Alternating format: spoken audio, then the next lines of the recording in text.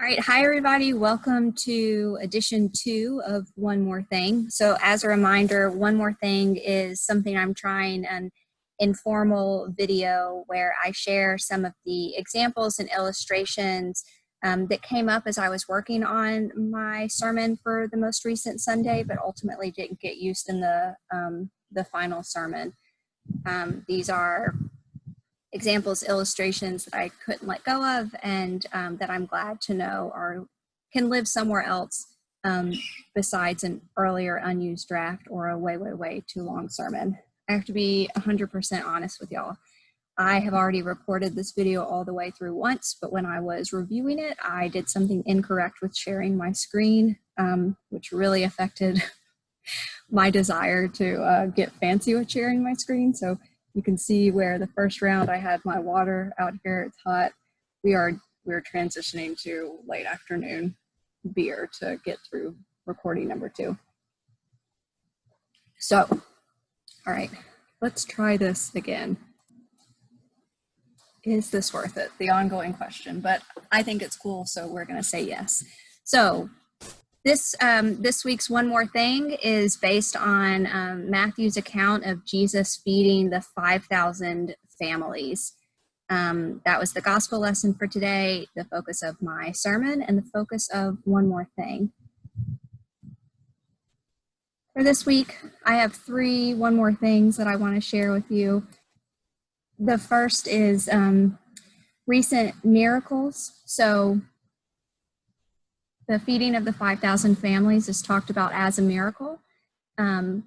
We talk a little bit about how we can think about a miracle, and then I wanted to share some of the recent miracles that I've seen, including the life of John Lewis, whose picture is there.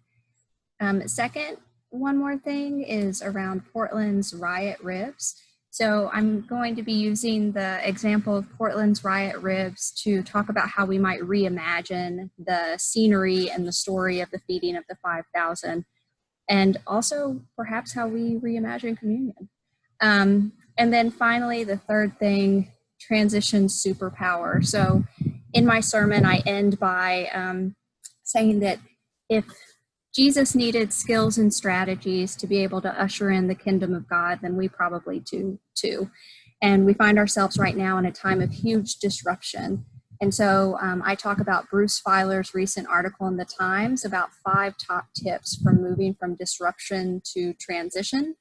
That's towards the end of my sermon, but for this, I want to highlight 2 examples that I have seen where these tips are being engaged. So those are the 3 One More Things. What I'm going to do is in the description of this video, there's going to be a PDF that you can click on, and it's going to include all of the text that I've sketched out for reminding and guiding me through as I record this video. It also includes all of the links, so you can continue to learn and dig into all of this stuff. The other thing is I am going to, in the video description, put the time, the starting and ending time for each of these One More Things. So if there's one specifically you're wanting to hear more about, you can just go to it. The whole point of these videos, or at least a big point, is for me to continue to kind of wrestle with and discern these stories and examples, and also as a person of faith, articulate why they matter for the church, for people who say they follow Jesus, for having a prophetic voice in the public square, which means they're not going to be like quick 2-minute hits. At the same time, I am also working on being more succinct. Perhaps that's why all these illustrations can't fit in one sermon, and so I'm very mindful of the time.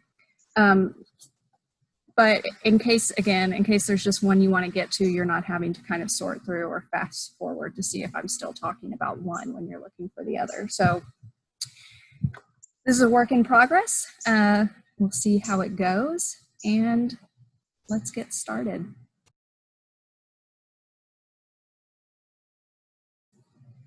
The first One More Thing is recent miracles today. In this week's sermon, I really focus on and share Aubrey Hendricks' approach to how we think about Jesus. So Hendricks wrote The Politics of Jesus. There's a link in the document so that you can order and read it yourself. And Hendricks interprets the feeding miracle as an example of how Jesus built and led his movement. So let me just say that, like not looking at the page. Jesus led a movement, and leading a movement involves having principles that you can share, but also having the ability to share those in a way that is compelling, which means that Jesus was strategic and Jesus was intentional in everything he did, in everything he said, and in everything he did, including miracles. This is not random or happenstance. It's not on-the-fly problem solving. It is Jesus being a sophisticated organizer. And so with the feeding, what we see is one of Jesus's strategies for the movement, which is don't just explain the alternative, show it. Don't just explain the alternative, show it. And that's what John Lewis did, right? So he didn't just talk about what the world could look like if we addressed voter suppression. He showed us. First, through his nonviolent action and organizing in the civil rights movement, he showed us what a world that suppresses the Black vote looks like. It looks like one that was and is dependent on violence and intimidation. And then he showed us what it would look like when Black people have access to their right to vote. And it looks like people electing officials like John Lewis. Lewis fought fiercely for his constituents, always while still maintaining his principles, so much so that he earned the nickname the conscience of the Capitol. So that a Black man from Troy, Alabama, would be elected to the United States House of Representatives for Georgia's 5th Congressional District from 1987 until his death in 2020. That is a miracle. All right, so recent miracle number 2, going off of the idea of don't just explain the alternative, show it. That's what the Revived Poor People's Campaign did, right? So after years of planning a moral march on Washington, which was supposed to take place of June 20th of this year, the organizers of the Revived Poor People's Campaign announced that the event would go from being in person to virtual. And here's what they said. They said, how can we continue as a movement that says and believes that everyone's got a right to live, while also putting members of our movement, many of whom are uninsured and poor, at risk of exposing themselves to and contracting a life-threatening illness like COVID-19.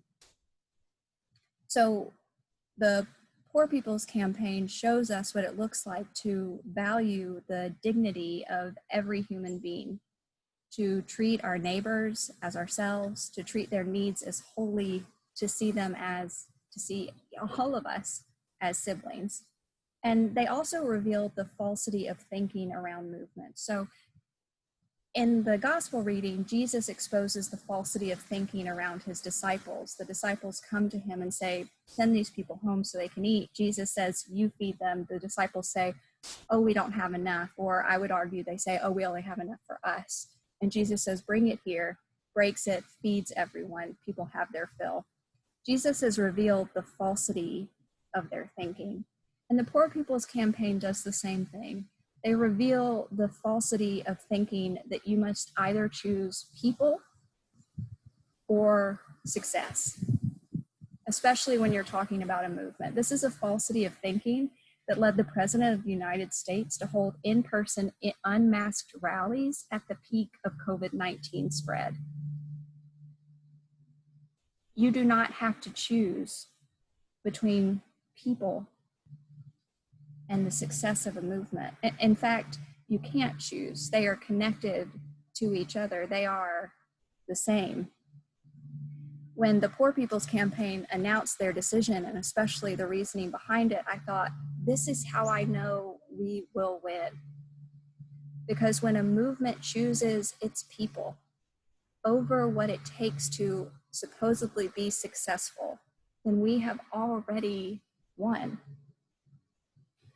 And so on June 20th, millions of people logged on and participated in the Moral March. taking the Revive Poor People's campaign to a new level of national and international attention. That a movement upheld the dignity of its members in a society where people are treated as disposable. That is a miracle. Okay. Recent miracle number 3. Don't just explain the alternative, show it. That's what AOC did last week, right? After being called a sexist vulgarity by Ted Yoho, she addressed her colleagues and the country. She named the disrespect and violence in his comments, and she exposed the logical fallacies that too often protect men from their own sexism at the expense of others. She did not just explain why his action was wrong, she showed the alternative. And just like when Jesus treats the crowd's hunger as a need that is holy, AOC treated women and non-binary people's need to be seen and have a voice as holy, which was enacted as she invited 16 of her colleagues to come and share their own stories and commitment to ending patriarchy. That the youngest woman ever elected to the House of Representatives put a sexist vulgarity, too long whispered in the halls of the Capitol, into the congressional record, so it would always have to be seen as true, seen as something that had happened. Even more, that the youngest woman ever elected to the House of Representatives exposed the old way, and in doing so, freed herself to another way. That is a miracle. So in the sermon today and in these examples, we're talking about miracles as both highly unlikely and highly longed for events. Something that is totally surprising and yet constantly hoped for. And it's those things coming together that makes a miracle extraordinary, both extraordinary in terms of causing awe, but also extraordinary in terms of out of the ordinary, beyond the status quo. We see that miracle in how Jesus redefines the priority to meet all needs, presents a divine economy where everyone always has enough. And we see that in the recent miracles of John Lewis's life, the Poor People's Campaign and movement, and the political savviness and principles of AOC. So that is one more thing, number 1.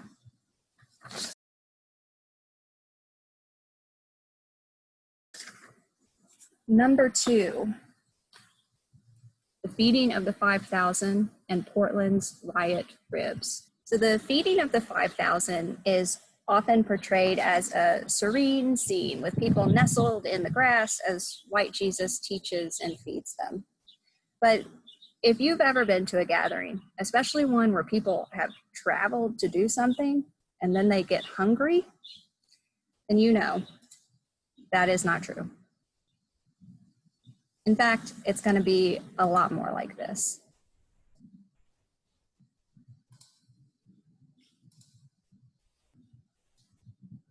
Your guests are getting a little antsy. Fine, I'll skip a few steps and speed things up. There you go. Is there at least something to drink? There's beer in the cooler. What about for the children? You can get water from that water fountain and use it to water down the beer. Why don't you just give the kids water? I suppose you could do that. Now would everyone please back off and just let me cook in peace? These people are soft. They're grilled.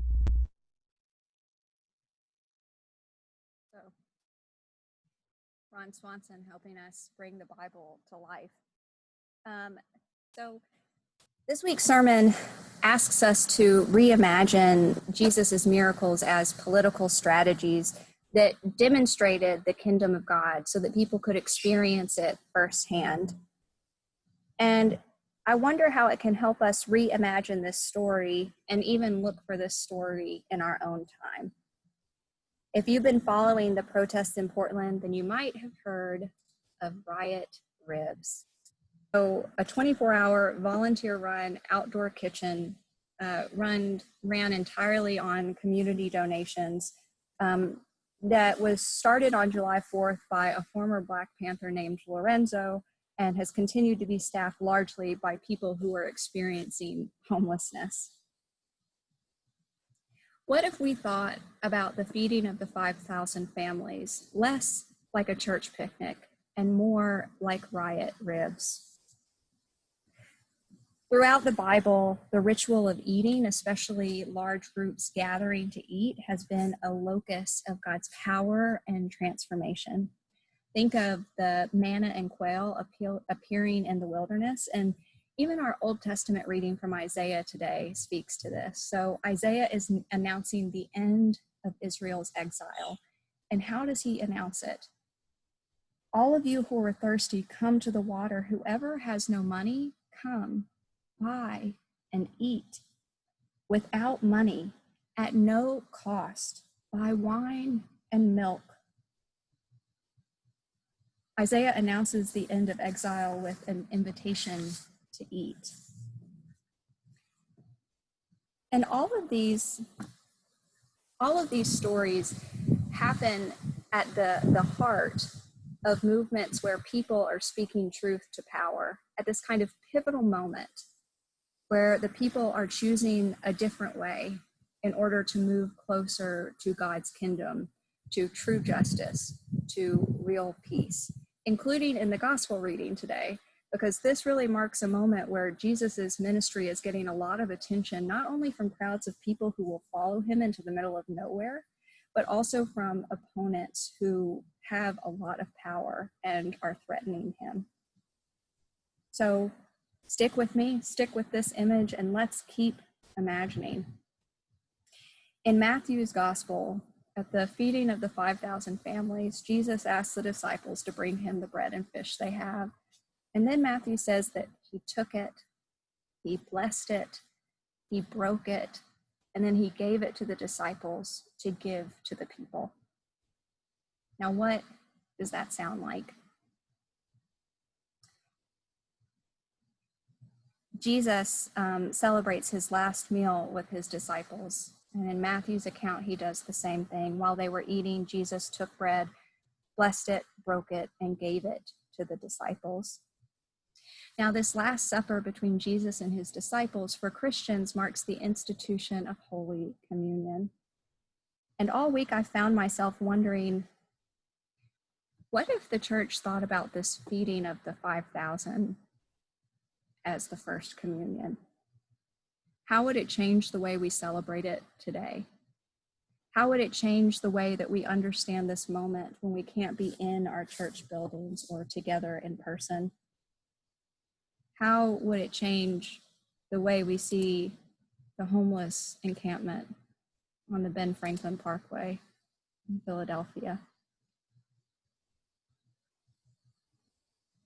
The story of Riot Ribs and the story of the feeding of 5,000 families are powerful witnesses to what can happen around the ritual of food, of eating, of serving one another, and ensuring that everyone has enough.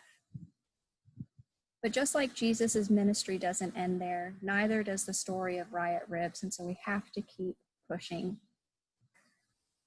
After less than 2 weeks of providing nonstop free food to protesters and passerby alike, Riot Ribs became the focus of targeted, destructive raids by police. Their story evolved from a small mutual aid project born out of necessity into a testament to sheer will, withstanding tear gas, park sweeps, and crowd control munitions. And then last week, Riot Ribs disbanded after sustained violence from police, topped with people pretending to represent the group in order to receive money. And I want to read just a short excerpt from an article that again is included in the document. This is from an anonymous volunteer of Riot Ribs. In the beginning, 4 or 5 of us would try to find a car that we could use for that night's meat run, but eventually it just came to us. Salads, mac and cheese, pork butt, burgers, hot dogs, lamb, cheesecake, ice cream. The other day, we got 11 grill donations. We were 1,000 coolers in. We were serving more people than we ever imagined, like thousands a day. We never accepted payment for food. We were 24/7 and our ribs were damn good. But the government doesn't like mutual aid. It goes against Western ideals, capitalism, individualism to the fullest, or the opposite of the extreme violence imposed on us by the Portland Police Bureau, the park rangers, and the federal government. 2 weeks ago, we had people offering haircuts. We had people out here with laptops filing for unemployment on hotspots, finding a way to talk to their family. We did anything we could when we had the resources. No matter how much what we do, no matter how much we do for the community, they're still going to attack us, and they're still going to tear gas us, and they're still going to raid us. Just as we reimagine the feeding of the 5,000 families, we also have to recognize just how strongly systems are in place that can pressure and dissolve and attack efforts like this one. Yes, our tradition shows us that eating and feeding is a locus of God's power and transformation. And so we must ask, who is continuing this witness? Is the church continuing it? And if so, how? We should ask, how does eating and feeding rebel against empire? And how are we helping? I think these are the conversations we should be having in church, and they should inform what life looks like in COVID-19 and beyond. So that is one more thing, number 2, Riot ribs as communion. Said it. And then finally, one more thing, number 3, discovering your transition superpower. So at the end of my sermon, I reference an article by Bruce Feiler, who is the master of helping people transition. And he talks about it as tips for transitioning from life's disruptions into a phase of growth and renewal. So COVID-19 is a disruption that has affected us all. And our country leadership and their poor response to COVID-19 is its own disruption.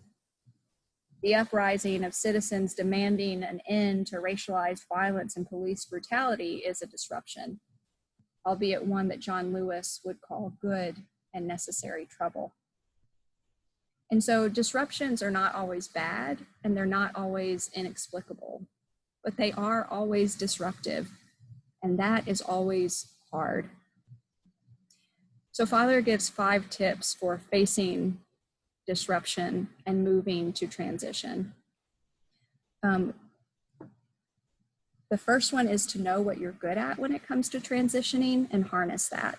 The second is to engage your emotions, especially through ritual. The third is to shed the old, to make way for the new. The fourth is to create. And the fifth is to revise and retell your story, both taking into account this disruption, but also through the lens of moving towards renewal and growth.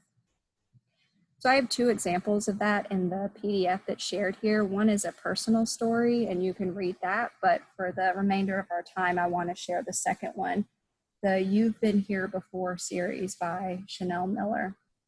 So you may know Chanel Miller is a writer and an artist who, for a long time, was known as Emily Doe, after she anonymously published her victim impact letter about Brock Turner sexually assaulting her on Stanford's campus.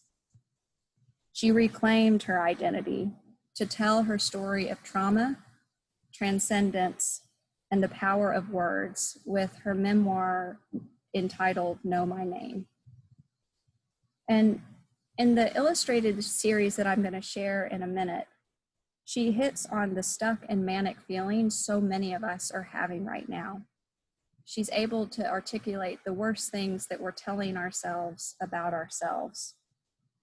And then she's able to illustrate, literally, figuratively, the power of reconnecting with herself through rewriting her story, remembering her strengths, and then creating a way to express that. So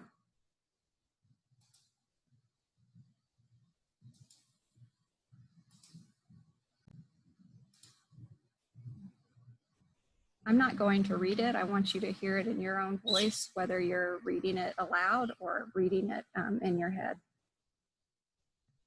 Chanel Miller.